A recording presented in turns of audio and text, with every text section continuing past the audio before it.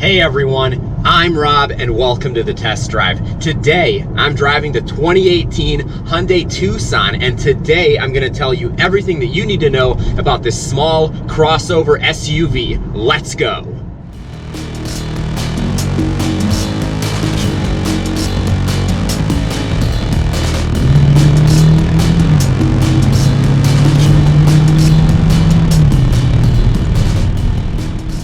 Now the Tucson is going through a bunch of changes for the 2019 model year. It's not a complete redesign, it's a mid-cycle refresh, but I will go through the changes with you, or at least the very significant ones in this video. Now for the 2018 model year, there are 6 different trim levels available. It starts with the SE being the base model, and it goes up to the Limited being the high-end model. And what I thought was kind of weird is that the 5th level trim, so the second to the highest end trim, is called the value trim. And I feel like that would maybe be the lowest end trim, but for the Tucson, they're making that one of the highest end trims. So when somebody says that they have a Tucson value, if that's something that a Tucson value owner would say, just know that that's a pretty high-end Tucson, and it's not a base model like what you would think. So we're gonna start with the exterior of the 2018 Tucson. I have to say, this is a pretty good-looking vehicle in this segment. This is certainly not the most aggressive vehicle segment out there, certainly not the most performance oriented, but I have to say that the Tucson does look good. If you look at the front,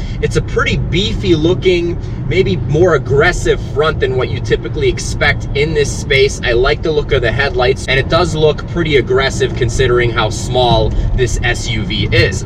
Now from the side, it also has a pretty nice profile. You have 17-inch rims in the SEL that I'm driving today, but if you get up into some of the higher level trims, you do have some 19-inch rim options. You have some nicer looking, larger options for the rims, so I do like that. And then from the rear, it's a good looking SUV. I like the placement of the taillights. I think just overall, it looks nice, and it has a somewhat sporty look to it as well. Now, when you get to the interior of the Tucson, that's probably one of the areas in which, at least for the 2018, I'm more impressed with. The first thing that you need to know about the interior of the Tucson is that it is very roomy, surprisingly so. So the driver and front passenger have plenty of room. The seats don't feel particularly narrow. In the back seat, you have a decent amount of room as well. I'm 6 feet tall and I sat behind myself with no problems. I think somebody a little bit bigger than me could have sat back there as well. And then you also have a decent amount of trunk space. So overall, the way that the space is laid out, considering the size of this vehicle, is really good. Now in terms of the comfort, in the SEL that I'm driving, you have cloth seats, but if you move up to the SE Plus, then you actually do get leather seating surfaces in the Tucson. And overall, the materials in the cabin are okay. I mean, you do have some softer materials in some spots, but then you also have hard plastic in the dash, on the doors. So it's kind of a mix of that hard plastic and some softer surfaces. The steering wheel feels pretty nice. You have some kind of indentations at 9 and 3, but overall I like the interior of the Tucson. Now getting to the performance of the 2018 Tucson, surprisingly so, you have 3 different engine options for this vehicle. The first is a 2-liter naturally aspirated 4-cylinder, putting out 164 horsepower and 151 pound-feet of torque. That is the one that I'm driving today. It also can get up to 23 miles per gallon in the city and 30 on the highway. Now you can get it in either front-wheel drive or all-wheel drive, and the one that I'm driving today does have all-wheel drive. You do have 2 different engine options above that. You have a 2.4-liter, also naturally aspirated 4-cylinder, and that puts out 181 horsepower, 175 pound-feet of torque. And then the final engine option is a 1.6-liter turbocharged 4-cylinder, and that puts out 175 horsepower and 195 pound-feet of torque. So slightly lower horsepower than the biggest 4-cylinder, but it does have more torque at 195. It's kind of interesting to have those 3 different engine options.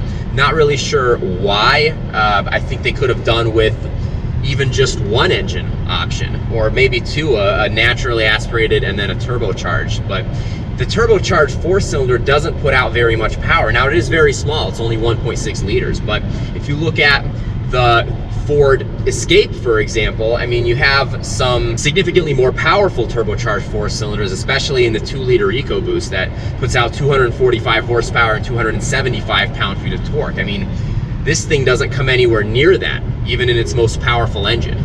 Now, you also have 3 different driving modes. You have a normal mode, then you have eco mode, which basically makes the throttle less responsive, and then you have sport mode, which makes it more responsive and it shifts later. Now, the ride quality is pretty good in the Tucson. I have to say that it is a very comfortable ride. It rides over bumps very nicely, so I like that a lot. In terms of cornering, it handles pretty decently. I mean, it's a smaller SUV, it's a crossover, so it's car-based essentially. Only areas in which it really lacks is the power and torque. You just don't have an engine that puts out over 200 horsepower or over 200 pound-feet of torque. This is pedal to the floor.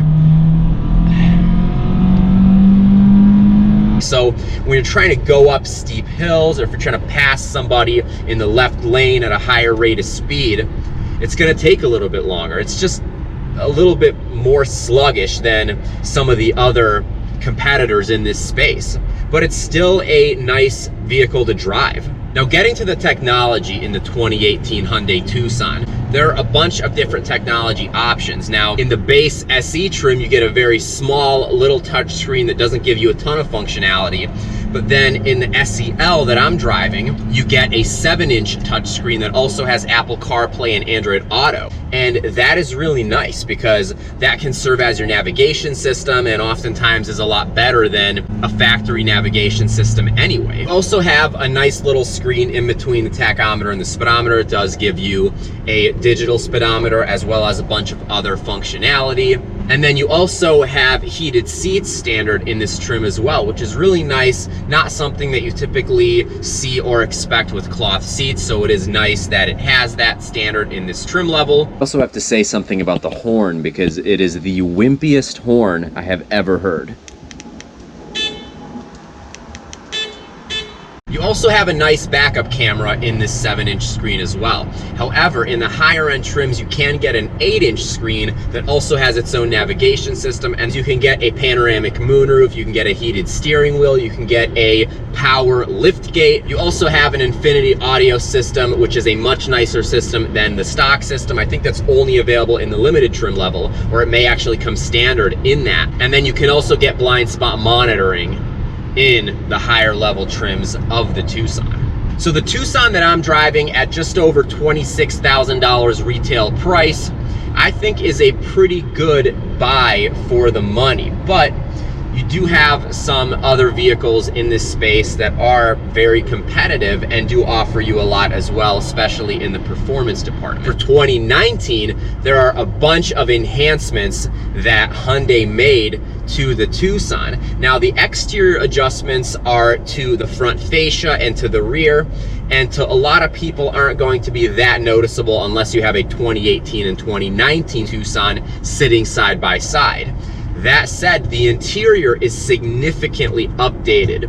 The materials are a little bit nicer, but then you also have a floating 7-inch touchscreen that comes standard in every Tucson at a minimum, and that is really nice. And the look of it is way more modern than the sunken in display that you have in the 2018 and previous model year Tucsons. You also have a bunch of safety features standard in the 2019 Tucson. You have blind spot monitoring, auto emergency braking, forward collision detection, and a lane keeping system. All of those come standard in every single 2019 Tucson, which is really impressive. The other thing is that the 1.6 liter turbocharged 4-cylinder that really didn't make any sense to me, at least, is no longer going to be offered. Instead, you're just going to have the 2-liter naturally aspirated 4, and then you're going to have the 2.4 liter putting out slightly more power, but again, nothing significantly more powerful. You're not going to have a V6 option. There's not going to be a larger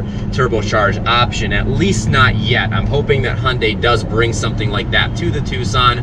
But at the same time, maybe it's something that Tucson buyers don't really care about. So I hope you enjoyed this review of the 2018 Hyundai Tucson. Again, I'm Rob. This is the test drive. If you like this video, please give it a thumbs up. Please leave me a comment. Let me know what you think about the video and this crossover SUV and what this competes against. And please consider subscribing to my channel if you'd like. It does help me make more videos, and it makes you eligible for the giveaways that we have going on. I will be announcing a giveaway very, very soon.